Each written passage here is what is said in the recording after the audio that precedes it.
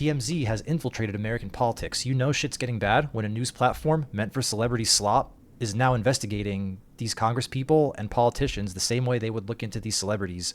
So we're going to get right into it and show you some of these interviews from TMZ with actual U.S. congresspeople. So let's just get right into it. It's good to see you, bro. I got to tell you, like, I'm a bit frustrated that Congress is going on another break right now. Are you frustrated? Yeah, they've been going on recess a lot lately. So this Congress has been the least productive Congress in recent American history, with them going on vacation every single month, it seems, or every other month, it seems, for 1 or 2 weeks at a time. They're getting more time off than teachers, but they're getting paid like quadruple the salary of most teachers. Think about that. Frustrated that you're going home with so much up in the air. Well, a couple of things. We got to get done what we got to get done. We're likely to do DHS. We're likely to do, Department of Homeland Security. You think you're likely to do that today? That's what we're working on. You got to keep in mind something. We work for our constituents. Okay, we go. And they're not doing a very good job since they're taking recess every other month. On so-called recess. It's district work week. It's campaigning too, it's campaigning, we want you to pass legislation. In a way, you're always campaigning. We are passing legislation. Look. So here's the thing. If you're just doing your job properly as a congressperson, that's enough of a campaign as it is. You wouldn't need to do all this extra campaigning if you're just doing your job properly the first time around. I think there's reason for perhaps staying if we can get it done. We're just not going to be here to say, hey, look, we're all here. That means we're working. You got to have a plan. Also, think about it, right? There's a bunch of people right now that are still working without any sort of pay whatsoever. But then you have these congresspeople, right, that are taking 2-week recesses every other month, it seems, and they're still getting paid their salary. And whether you're a House member or a senator, you're getting paid around $180,000 a month. This is just numbers off the top of my head. You can fact check me, but it's like around $180,000 a month, $180,000 a month. While these TSA workers that are affected by the partial government shutdown, that's been ongoing, by the way, at least up until this video, which was last week, it's really fucking bad, right? That so many people are working without pay, 40, 50, 60 hours a week, but then these congresspeople are taking so much time off and they're still getting paid and they're not really doing anything productive. And the crazy part is that Republicans control the House, the Senate, and the fucking presidency, and they're still not getting a whole lot done. Like, what the hell's going on? It's absolutely crazy, right? Have a timetable. But why isn't there a plan? And one more thing I wanted to bring up before I continue the video is that Biden, right? I know a lot of Republicans like to shit on Biden, but Biden never had a government shutdown, and he didn't have control of Congress like Trump did. In the first half, he technically had control of the House and the Senate, but the Senate also had people like Joe Manchin and Sinema that were constant swing votes.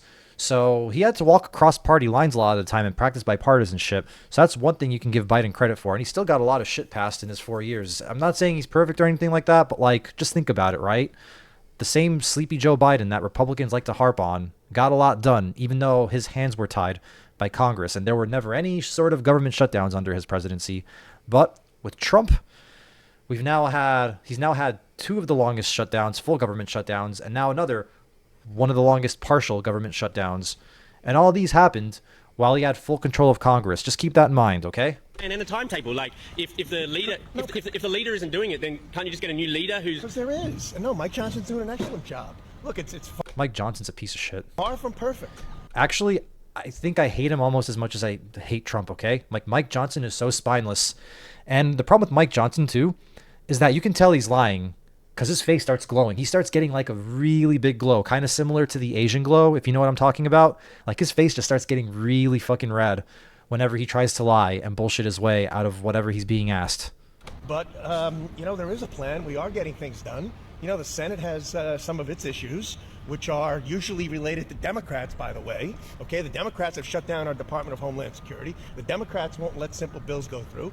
It's not the Democrats' fault when Republicans control all 3 branches. They even control the judicial branch, which is the Supreme Court, okay? So, I don't know. I wouldn't blame it on the Democrats just because you have Democratic senators that don't agree, okay? You still have overall control of Congress as Republicans. It's your job to find a way to work across the aisle so you get a few Democratic senators to sign on. But a lot of the shit that Republicans are suggesting are just really fucking out of line. Democrats won't vote for FISA. Look, you guys have the majority, though. You guys have the majority. See, even the TMZ rep is saying that they have the majority. And you're probably going to go home without passing kidding, DHS. we have a majority. We have a 2-vote majority, so that means we need 100%. And as well, you need 60 votes over there. You know that. Stop trying to kick things up that aren't working. No, I'm just saying because I'm frustrated, and a lot of Americans are frustrated that you guys are probably going to go home on another break before passing this DHS bill. We're going to do our best to pass it. And the best, though. You know, like, I'm trying to be respectful. And it's not a break. You're not being respectful. Okay, I'm sorry. Don't talk to me anymore. Oh, I'm sorry. I don't mean that. I'm just frustrated that, you know, these TSA will go without pay. I'm frustrated, but you don't know what you're talking about, okay? Because when you go home, it's not, first of all, we have conference calls, we do other things, and we work for our constituents. We got a lot of work to do at home as well. We just want you to pass, like, this legislation, like, if TSA and other people are going without pay, and I get that you guys are going home Talk for your... to the f***ing Democrats. This guy has constituents that are affected by the TSA shutdown. You can't just blame this all on Democrats, but I just wanted to point out that I wish that other news reporters would follow the same suit as this TMZ reporter just did, calling them out on their bullshit, okay? We need more news reporters like that and not just like sitting there silently. It's actually ridiculous. I'm glad that this guy had the balls to actually talk to this politician the way he did. There he is. How are you, mate?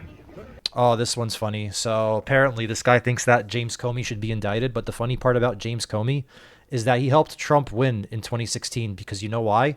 James Comey opened up the Hillary Benghazi emails case literally 1 week before the 2016 election. And that probably cost her a few swing votes. And keep in mind that Hillary lost those swing states by like 2% or so.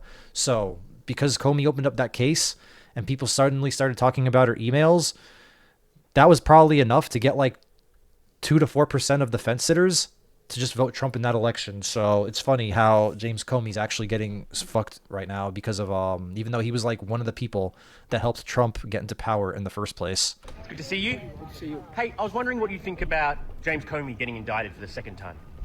Well, Comey should be indicted about every other day.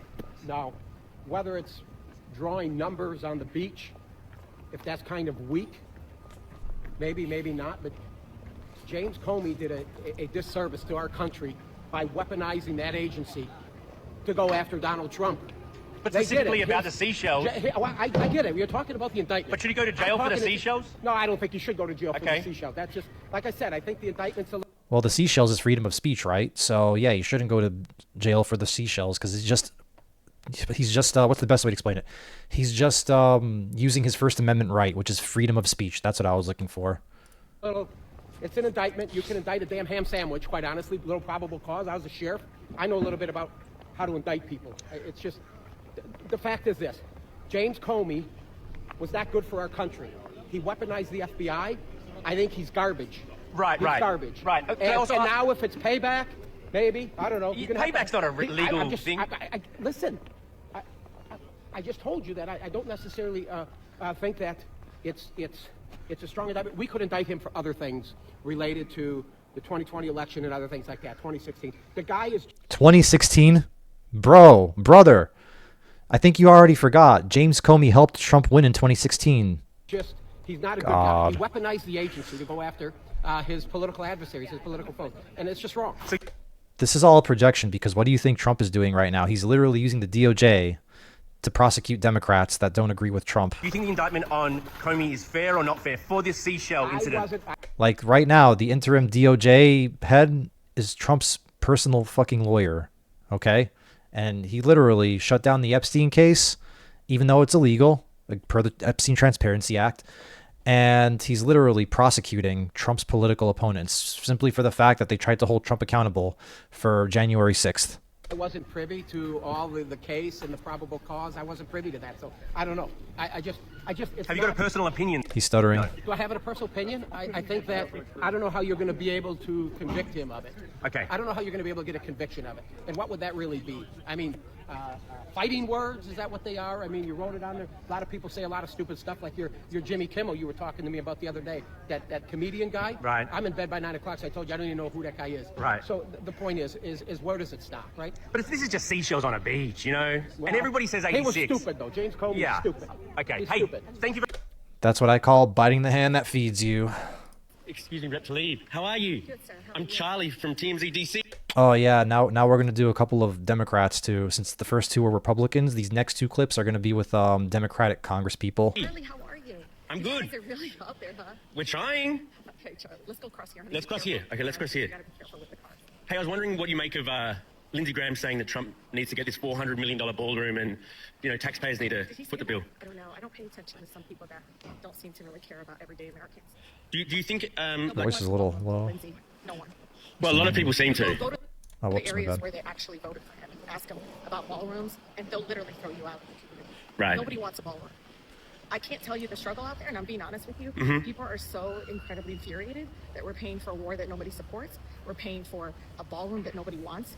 And it's unbelievable that that's what we're prioritizing while he ran on, let's go ahead and help everyday Americans. But Lindsey Graham is disconnected.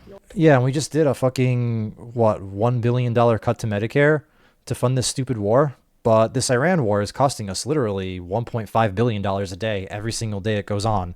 So I think because we've been at war for about 2 months now, 2.5 months, I'll say, we've probably gone through like 20, $30 billion, and that's a conservative estimate.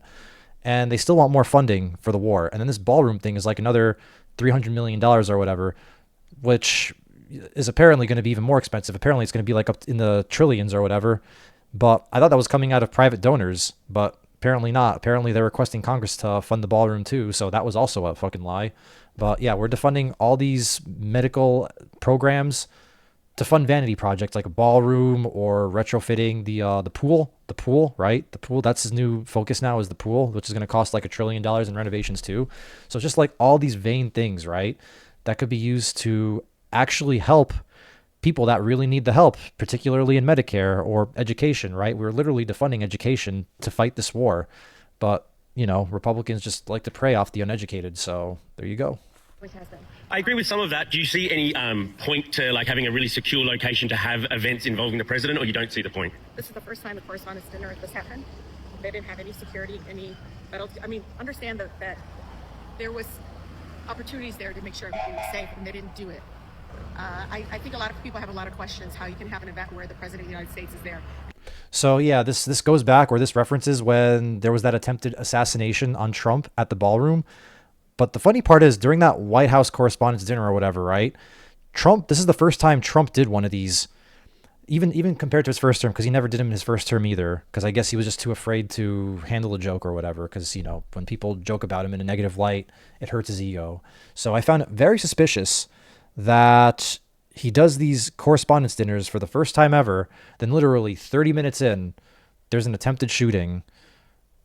It's a little strange to me, okay? And that There's no metal detectors. There's no form of, procedures and processes. And I'm sorry, Americans deserve to be safe too. Their kids deserve to be safe in schools. But we seem to be prioritizing, again, a ballroom to make sure they're safe while our kids are going to schools with mass shootings. So I just think that our priorities are really messed up. And, I talk to folks, Republicans, Democrats, Independents. They all reach out to me. And they don't want it.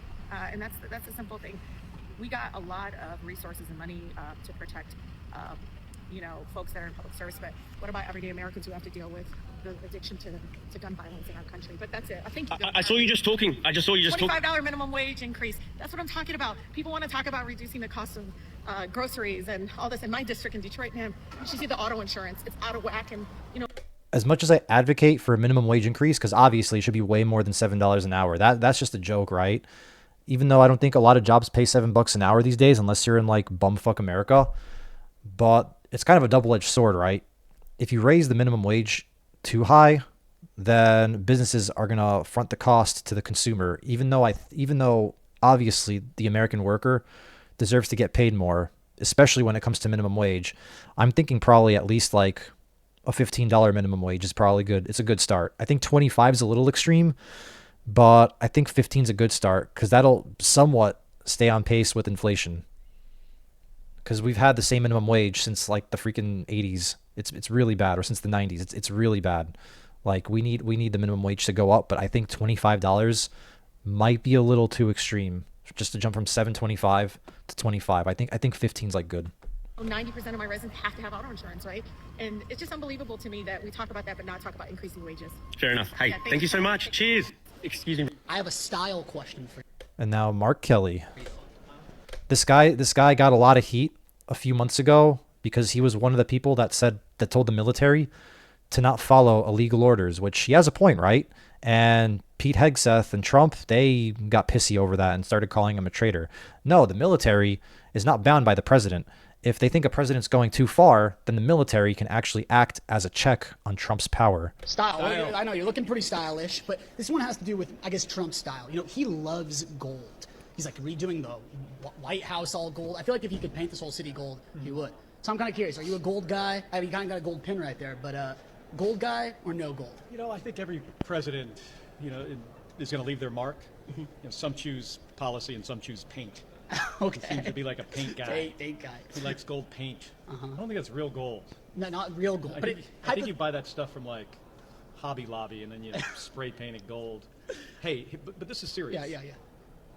I've got constituents that can't afford to put gas in their car to go to work. Yep. Or I got a text the other day from a mom who is trying to take her kid to cancer treatment and can't afford the gas. And going back to the gas thing, sorry for the stutter there, pardon me. But going back to the gas thing, right? He represents Arizona. He's a senator for the state of Arizona.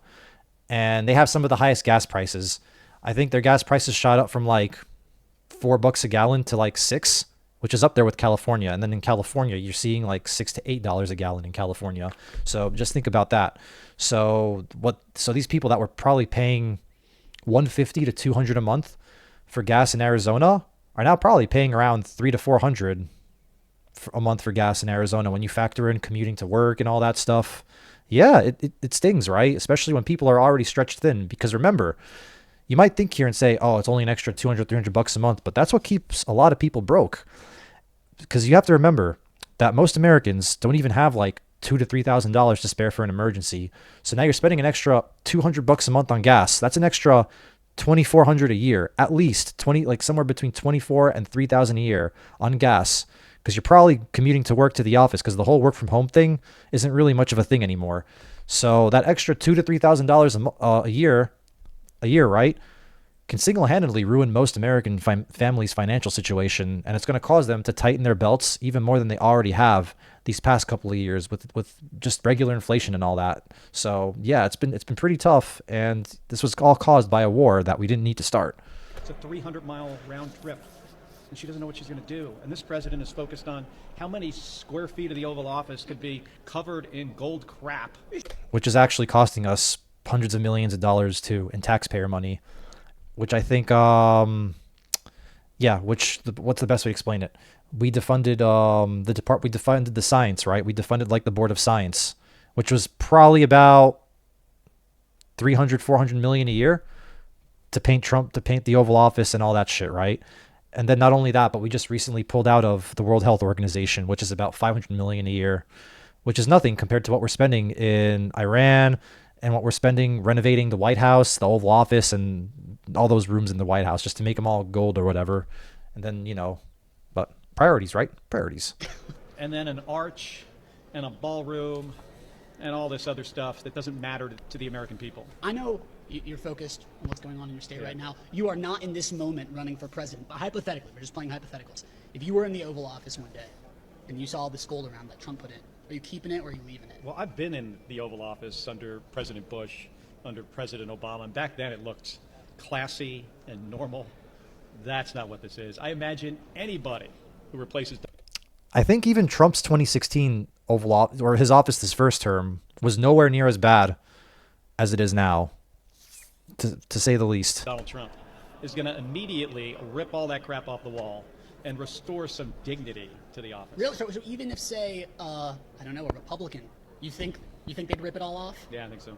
Just because it's not classy, I guess is what you're saying. It's also not America. It's not. It really isn't American because you got to think about it, right? A lot of dictators and authoritarians like to cover their shit in gold. Like I think he just took a page from Putin because Putin has a lot of his shit in gold too. So what would you say? We don't put. I mean, that's what like a palace would look like. Okay, so I guess say you go in the office. What are you installing? I'm not going to be. Okay.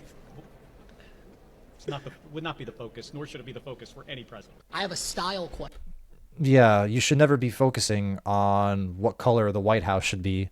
Like, if you really want to succeed as a president and win elections in both the midterms and win an extra term, right? Just do it by policy, right? Good policy, in my opinion, is the best form of campaigning. You don't have to spend any campaigning dollars. You don't have to like do all this extra news or conferences or whatever. That's the best form of campaigning, is to just do a good job. And then people are likelier to vote for you, even if you're not out on the field. I know how much. Oh yeah, and then this one is Trump. So even TMZ's even interviewing Trump, which surprised me. You value loyalty.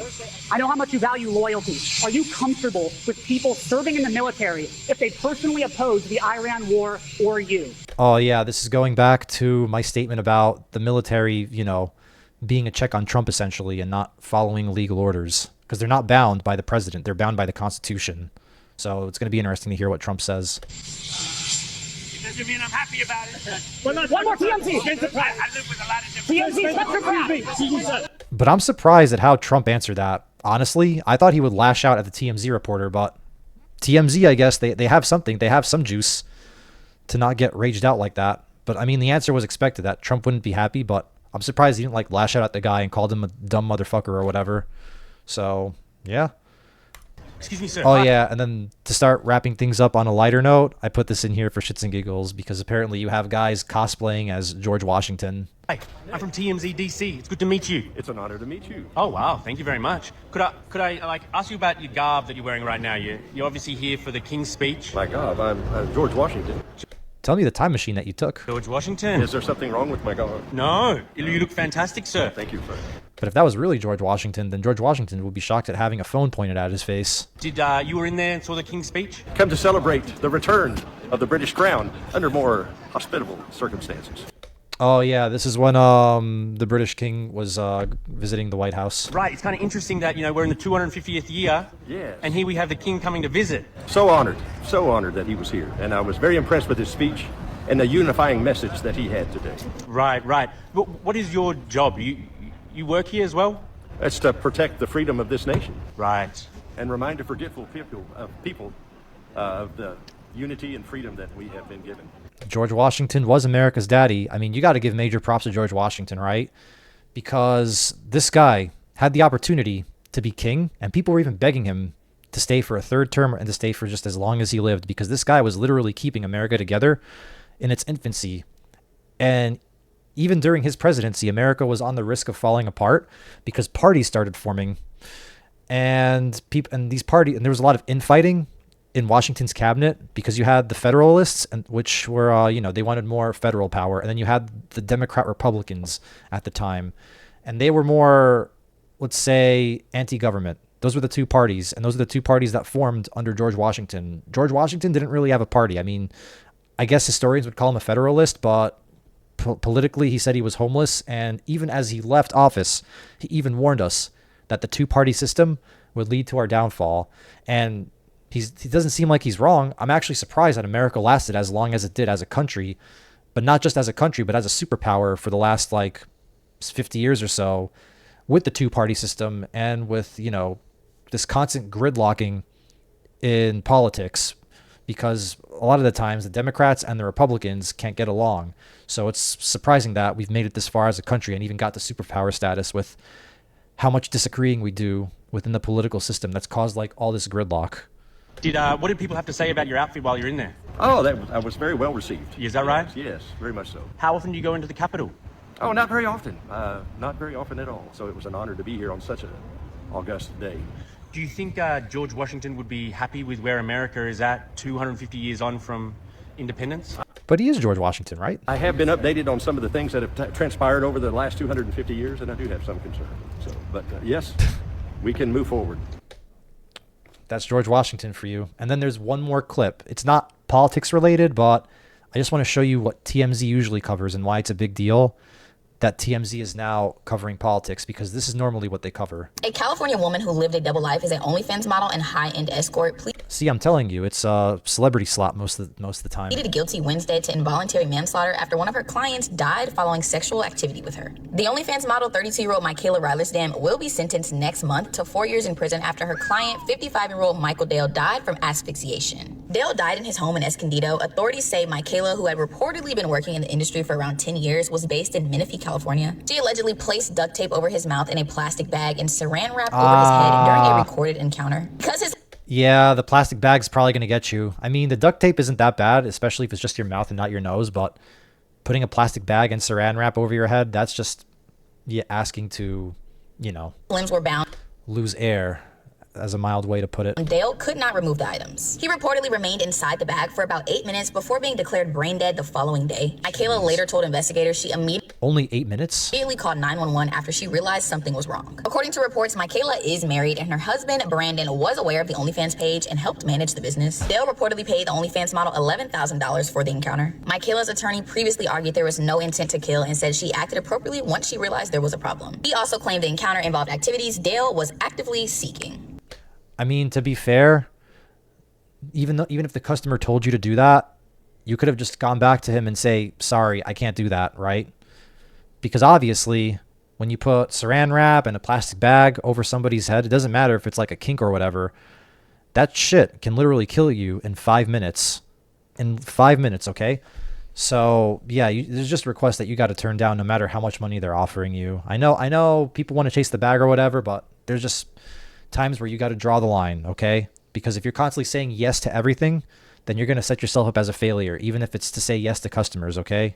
No business has ever succeeded by constantly saying yes to their customers. Like, yeah, the customer, you can say the customer's right about 80% of the time, but like 20% of the time, you just got to put your foot down and be like, sorry, this request is too unreasonable or something, right? But yeah, there you have it. Crazy times.